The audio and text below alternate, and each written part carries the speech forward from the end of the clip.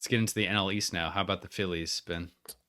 The Phillies. So at the end of April last year, I wrote a story on 10 pitching prospects who were showing better stuff already a month into the season than they had shown the year before. Quinn Matthews, Zebby Matthews, Bishop Letson, your guy they were all on that Mm-hmm. list. And one of the other names was Moises Chase. Uh, Mm-hmm. at that time, he was with the Orioles. The velocity was up in 2024, and so were the strikes. This was a guy who walked 18% of hitters in 2023 when he was in low A. And then in 2024, between high A and double A, he walked 12%. Look, that obviously still needs to get better, but more strikes while facing more advanced hitters. He's showing more velocity now. He's sitting 93, 96. He's touching 98 with that high carry fastball. He's missing a lot of bats with his slider. He's showing feel for a changeup. He's 6'1", fairly filled out. It's not your prototype body, but at this point, I don't think you need to really project anything as far as velocity. Like the velocity is already there. The life on the fastball is excellent.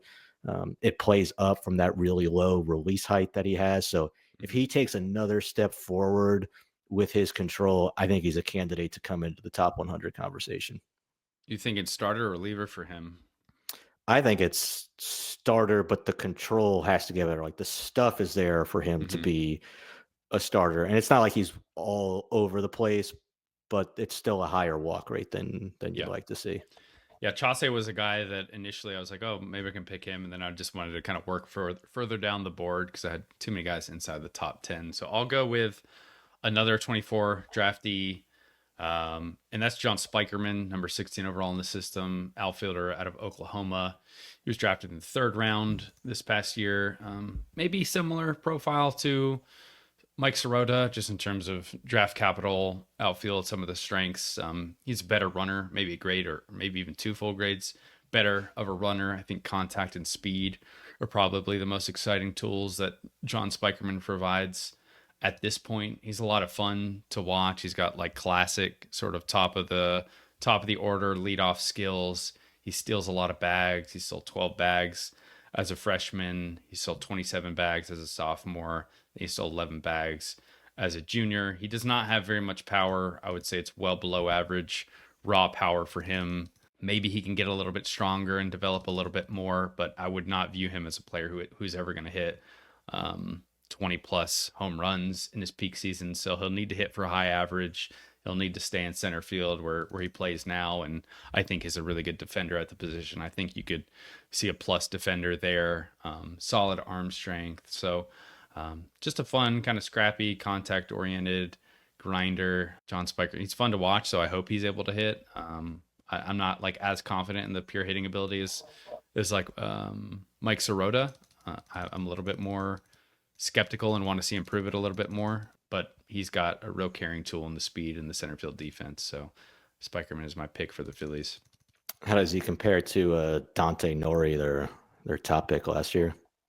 Yeah, I think Dante Nor like I'd be much more confident in Dante's pure hitting ability, just given what he did in high school. He's also a lot more physical than John Spikerman is. Like I think Dante Nor is probably a hit over power type, but Dante Nor does have a lot more raw power in the tank, and it wouldn't shock me if he had some like 15 to 20 homer seasons.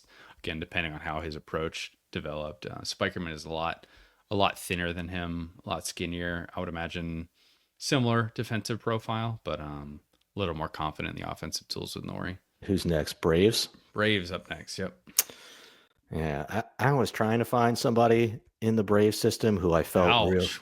What a really burn to good the about for system. this category. I mean, there's some, deeper cut, long shot types. Um, Certainly some pitchers who went backwards last year or pitchers who haven't been healthy, but I don't know. I couldn't do it. So The Braves says one, Ben Badler, not a single breakout pick for the Braves. yeah, pass. No, no, no. It's not Cam Caminiti, right? It's Oh wow, not a boring. not a sleeper. You can throw a flag on me here if you want, but Yeah. back of the first round pick, 24th overall, left-handed pitcher, athletic, big fastball, been up to what, 97, 98, life on the fastball. Um, feel for a changeup, throwing strikes. See about the breaking stuff, but like if there's one player right now who's outside of the top 100 for, well, there's a lot of players who are outside the top 100. There's not many players who are in the top 100, obviously, outside of Drake Baldwin in the Braves system. But if there's one guy who I think has the Smith best Shawver chance to too, right? make We snuck him that, on. yeah, yeah, if there's one other guy who I think Gotcha. has a chance to make a jump into the top 100 next year from the Braves system, I think it's Caminiti. Cool. Yeah, I mean, he's got just massive upside. I really am bullish on just the fastball quality with Caminiti. The athletic profile he has is fascinating, and I'll be curious to see how they develop the breaking balls because I'm a little bit skeptical of the breaking balls, but when you got a lefty who's got an above average changeup and that sort of velocity, it's pretty easy to like the overall package. And I have it a little bit easier because I did the Braves system, and they're not a great system. So doing it definitely gives me a leg up in terms of some of these deeper players who are intriguing. I will go with Didier Fuentes, who we ranked 11. He was like a lower profile signing out of Colombia. He signed in 2022, and he has really proven to be a really impressive strike thrower in the system in 2024. He posted a 2.74 ERA over 17 starts with low A. Augusta, 75.2 innings, 98 strikeouts, 21 walks. Really attacks the zone consistently, with a lot of confidence. Mostly fastball slider right now, but I think the fastball has a chance to be a plus offering. It's 92, 95, has touched 97. It's a really low release point. It's a really flat approach angle. Like the vertical approach angle numbers on this pitch are kind of shocking. It's like minus 3.94. If you guys are familiar, like anything 4.5 or lower is pretty flat. So that fastball can really play up. And his ability to throw it for strikes and just minimize the walks is impressive. Beyond the fastball, I think there are more questions. Like he's going to need to develop a more consistent secondary, whether that's the slider, whether that's improving a changeup. Still a bit of an open question. He still hasn't done it in the upper levels of the minors, but just in terms of like strike throwing and some unique traits to the fastball, I could easily see him being a player who takes a real solid step forward in 25. Yeah, what was the difference for him in 24 compared to 23 when he was also in low A and had an ERA like three times the size? I'm not sure if there's like one specific thing that like he changed. I would have to look into that and see if anything he struggled with anything. But just looking at like how the fastball played this year might be the biggest difference. I think the strikes have always been pretty good for him. I mean, the walk rate was higher last year. Maybe it's as simple as that. I don't know off the top of my head if there's like one significant change that he had though. All right, let's go into the Mets that we had next. Yeah, so I think Jonah Tong already had a breakout year with the Mets in 2024. We Mm-hmm. saw it early in the season. I mean, the same story that I wrote on Chase's stuff, ticking up. Jonah Tong was one of the other names in that piece. It was just a night and day difference in terms of stuff, in terms of the control in 2024 compared to 23. And his ranking, obviously within the Mets farm system, rose quite a bit, but I still think he is underrated. He's 21 years old. He pitched at three levels last year, mostly high A. Finished the year with a couple outings in Double A, but it was 160 strikeouts in 113 innings. It's a 34% K rate. It's a fastball that's low to mid 90s. He'll reach 97. Good extension and just extreme riding life on it. And then he has a big overhand curveball with really tight rotation, big depth. It pairs really well off that fastball at the top of the zone, and then change eye levels with that curveball, where the bottom just falls out of it. The changeup is not consistent, but he was getting swing and miss with it, especially toward the end of the year, showing good action on that pitch. So I think he's a starter, and he's already had one breakout season, and I think he takes another leap forward this year. Okay. I'm going to go a little bit further down the board, and I'm going to go with another profile that I just can't get enough of and go for an athletic high school shortstop, I'll take Trey Snyder. We have him ranked 19th overall. He was drafted in the fifth round in 2024, signed for $1.3 million. He's kind of been a bit of a personal cheeseball for me since watching him at the area code games. I thought he was the most impressive shortstop defender at that event. For whatever reason, the area code games is a game that can really expose people defensively. A lot of the times, the field they're playing on is just not great, and you can get eaten up. And he made every single play and then some. Really athletic, moves around the field well. I think it's above average across the board for his like supplemental tools, so run, field, arm. Um, I know when Matt's report for the Mets, he says there's a chance he moves to third base. I got a lot of confidence that he's just going to make all the plays at shortstop and be able to stick there. Now, if he runs into like a Gold Glove defender in the organization at some point, sure, but I think he'll have. They may have one, yeah. Yeah, I think he'll have all the tools to stay at the position on his own merits. Another one we're kind of uncertain about what's going to happen with him offensively. His pro debut was very small, or very short, I should say, and not super exciting. I think even in high school, there were times where he was a little bit overly aggressive in his swing decisions. He's got like a line drive oriented swing. He did make a lot of contact. So if he does, if he does hit, I think it's going to be hit over power ultimately. But I just like the defensive profile quite a bit. I like the athlete. Sounds like the work ethic is really good there with him as well. So I'll stick with my guy, Trey Snyder. What separates him from a guy like Colin Houck, who was a high school shortstop they drafted the previous year, I and think, obviously is not clicked? well, Colin Houck, I was very high on as well. I thought he was going to hit a lot more than he has. Colin Houck was a little bit more physical at the time. I think the tools were a little bit louder, certainly on the offensive end. I thought he was a guy who could develop into above average power, but looking at him today, he's got the same 50-45 hit power combination. Trey Snyder seems like a more traditional shortstop. Houck was kind of more of that shortstop third base profile at the time.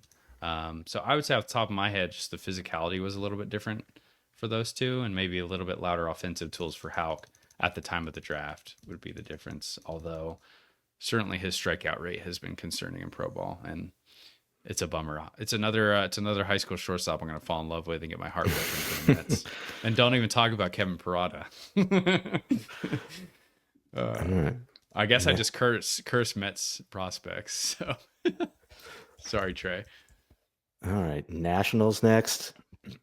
Why don't you go first on Nationals? Okay.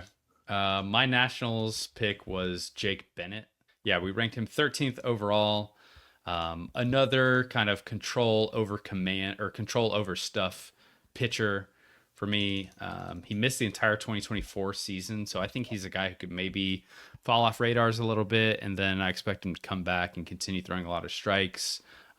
His performance in college was pretty impressive. He was kind of this just steady, reliable strike throwing left-handed pitcher. Some of the better control in the system when he was healthy. The fastball has been low 90s into the mid 90s. The changeup is a pitch that going back to college has always been really steady. Maybe a plus offering for him. So I'm just hoping for a bounce back kind of healthy year for Bennett, a guy I believe throws a lot of strikes, will continue to throw a lot of strikes, has a good starter profile. If everything's back, I don't see any reason why he couldn't be like a solid back of the rotation arm. I like a lot of what he does. See what he looks like when he's healthy, pitching again. Hopefully he gets a full season. That would be nice. All right. I don't know. I had a hard time finding a guy that I really loved Mm, with the Nationals for this category. I mean, I like the guys who they have in the top 100 right now, but even the guys outside of it, some red flags. So I'm not all in on this pick, but mm. I'll go with Luke Dickerson, the Yeah, shortstop. I They thought about him drafted as out well. a New Jersey high school last year, gave him $3.8 million, which is a bonus that certainly jumps out for anybody outside the first round, but as a second round pick. Um, Had a good summer the year prior, made a lot of contact, stays through the middle of the field, very good athlete, plus runner. Is he going to stay at shortstop? Is it go to second base, the outfield? I'm not sure. Obviously, wish we had a little bit more of a pro track record. This is where like I really dislike how MLB just killed the complex leagues for Mm, domestic players, essentially for high yeah. school picks, because you used to get a lot of really valuable, I thought, information on those players once they sign, and you actually see these guys over, even if it's 50 or 100 plate appearances, seeing them in professional baseball against pro arms swinging wood bats is a lot more valuable to me than seeing these guys face, especially the high school pitching that they're seeing during the spring. But I think of all the guys in the national system, I think this is one of the guys who has a chance to be one of the bigger risers in that organization. Yeah, the Nationals showed a lot of belief in him with that huge $3.8 million bonus. I mean, he got like back of the first round money. I really like the athletic profile. He's a strong physical kid who can really run. I think it's more second base or center field than shortstop, but I think there's two really intriguing tools in the hit power combination there. I think he could hit for solid average, hit for solid power. He's got bat speed. He's strong. Yeah, he's a fun one. I definitely thought about taking him, and then I saw a pitchability left-hander, so Had to which go one with is more your exciting? your type, yeah. Well, Marlins is next in our final team. This was the team I was most concerned we were going to have a matching player. We've already done that a number of times. Did you also take your guy PJ Morlando here, or is that just me? Well, I thought the easy pick here would be PJ Morlando. They're, like you said, their first round pick last year, so I do like him, but I'm going to take a little more risk with my pick here. Okay. Um, I'm Well, going to take a young. let me go mine first. You can Okay. keep the listeners on the edge of their seats here because, like you said, my pick is a little more low hanging fruit, a little easier. Middle of the first round pick here. He's ranked eighth in the system right now. If you've been following just Baseball America's coverage of the draft, Orlando is a guy who we had at the top of his class for a while. He kind of fell down boards for a lot of teams during the spring, just because he wasn't showing a ton of power, and the most skeptical scouts really questioned like the wide base he had, how much of that power was he going to access in game. But as you'd noted, Ben, consistently throughout the process and watching him as an underclassman, he was one of the most accomplished hitters in the class, consistently hitting for damage in game. I just really believe in the pure hitting ability. It sounds like there's some good updates in terms of him getting into a better position. They're narrowing out the stance. Sounds like Miami's getting him a little bit more upright in an attempt to tap into that power. But if you watch this kid take batting practice, it's like if you wanted to put a 70 on his raw power, that's completely defensible to me. He has massive, massive power, makes a lot of contact, can use all fields. I'm a little bit more pessimistic, I think, than the Marlins are in terms of like defensive profile.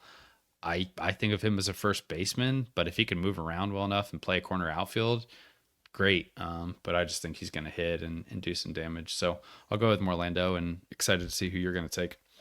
Yeah, he has big bat speed, some of the best raw power in that 2024 high school class. You wouldn't always necessarily show it in games, like you said, because you get so spread out to the point where you're like, why is he doing Yeah, it's that? Does like he know? Does he? no stride at all at times, like ultra wide. Yeah, like you have huge power, but it was just like he wanted to be this kind of a more contact oriented, put the ball Mm, in play guy, and that big power that you could see in batting practice that he could generate with such ease just didn't necessarily translate in game. But yeah, I think that's more of a, not that it's easy to make any adjustment as a hitter in when you're facing professional pitching, but I think it's easier to make a lower half adjustment for a hitter um, when it's an adjustment like that to be able to fully tap into the power that he has. So I like that pick. I'm gonna go with Jose Paulino, right-handed pitcher. The Marlins have been more willing than most teams to spend money on pitching in Latin America. They got a couple of promising young arms this year in Kevin DeFrank and Adrian Pena. The year before, they spent $350,000 to sign Paulino out of the Dominican Republic, and it's huge stuff. I mean, he's 6'3". He was 17 years old last year and throwing a fastball up to 99 miles an hour. He's snapping off tight curveballs. They're spinning 26 to 2,800 plus RPM range typically. The control, the pitchability, that's behind the raw stuff. Like it's not like he's all over the place hurting guys or anything, but he also just didn't get a lot of time on the mound last year in the DSL. But he's 18 now. If we had a high school pitcher in the 2025 class who was 6'3", projection left in the body, already touching 99 and flashing plus breaking ball, I think we'd have that guy pretty high up our draft rankings. A guy that probably is closer to that in the 2025 class right now might be Landon Harmon. A couple inches taller, but he's got a fastball to 98. Shown flashes of a breaking ball. And we've got him like kind of on the fringe of the first round right now, and I'm sure some people have him solidly in the first round. I would take Paulino's breaking ball ahead of Harmon's. Yeah, based on how you were describing it, it sounds like he spins it better. I feel like Harmon's control might be a little bit more advanced, but he's also full year older. Harmon does it very. It's pretty easy too. There's not a lot of It's effort to. shockingly easy. Yeah. He's a lot of fun.